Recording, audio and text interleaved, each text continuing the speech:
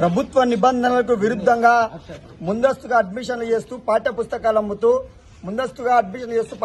అమ్ముతున్నటువంటి విద్యా సంస్థలపైన చర్యలు తీసుకోవాలని ఇప్పటికే అనేక దఫాలుగా జిల్లా విద్యాశాఖ అధికారులకు ఆధారాలతో సహా అందజేసా ఏమాత్రం కూడా చర్యలు తీసుకోలేదు. ఈరోజు అనంతపురం నగరంలో విచ్చలవిడిగా ధనార్జనే ధ్యేయంగా ఇవాళ ముడుపులు ఇచ్చుకో పర్మిషన్లు తీసుకో అన్నటువంటి పద్ధతుల్లో ఇవాళ జిల్లాలో ఉన్నటువంటి డిప్యూటీ డీఈఓ శ్రీనివాసరావు గారు తనకు ఇష్టానుసారంగా ఇవాళ అనుమతులు మంజూరు చేయడం జరుగుతా ఉంది. ఇవాళ కనీసం ప్రభుత్వ నిబంధనలకు విరుద్ధంగా జిల్లా విద్యాశాఖ అధికారులు ఒక పాఠశాలకు అనుమతి ఇవ్వాలంటే ఏదైతే గైడెన్స్ ఉన్నాయో ఆ గైడెన్స్ ప్రకారం అనుమతులు ఇవ్వకుండా ముడుపులు ఇచ్చుకో పర్మిషన్లు తీసుకున్నటువంటి పద్ధతులు ఇవాళ నగరంలో పర్మిషన్లు విచ్చలవిడిగా ఇచ్చారు. వాళ్ళ అనంతపురం నగరంలో 4వ రోడ్లో ఉన్నటువంటి ఒక మల్టీ కాంప్లెక్స్ అపార్ట్మెంట్ లో భాషం స్కూల్ కు అనుమతి ఇవ్వడం జరుగుతుంది. అదే విధంగా అనంతపురం నగరంలో ఒక బ్రాంచ్ కు పర్మిషన్ తెచ్చుకొని కొన్ని బ్రాంచ్లు నడుపుతా ఉన్నారని చెప్పి ఆధారాలతో సహా డిప్యూటీ డీఓ గారికి అందజేశా. ఇంతవరకు కూడా ఏమాత్రం కూడా చర్యలు తీసుకోకుండా నిర్లక్ష్యంగా వ్యవహరిస్తా ఉన్నారు.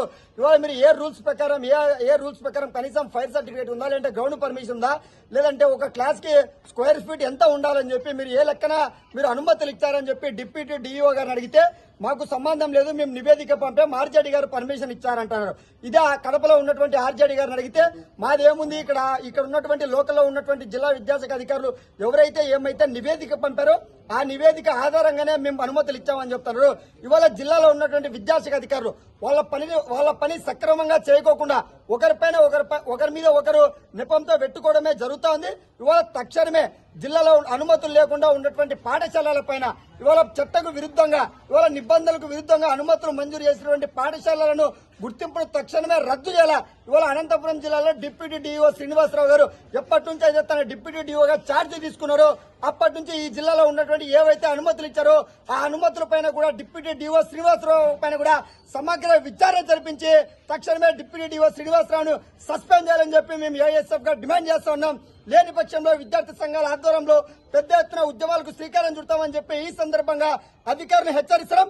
ఇప్పటికైనా కూడా జిల్లాలో ఉన్నటువంటి డీఈఓ గారు ప్రత్యక్షంగా మీరు విజిట్ కి రావాలా. మరి డీఈఓ గారికి కాల్ చేస్తే డిప్యూటీ డీఓని ఎంఈఓని పంపిస్తామంటున్నారు. వాళ్ళ డిప్యూటీ డీఓ కావచ్చు ఎంఈ కావచ్చు కనీసం స్పందించినటువంటి పాపానవ్వలేదు. వాళ్ళు ఏం చెప్తా ఉన్నారంటే పుస్తకాల రూమ్కి మీరే విద్యార్థి సంఘాలు బీగాలు వేసుకొని మాకు తెచ్చేయండి అంటున్నారు. మీకు ప్రభుత్వం నుంచి జీతాలు ఎందుకు తీసుకుంటున్నారని చెప్పి మేము ప్రశ్నిస్తున్నాం. మీ ఉద్యోగం మేము చేయాలని చెప్పి మేము అడుగుతున్నాం.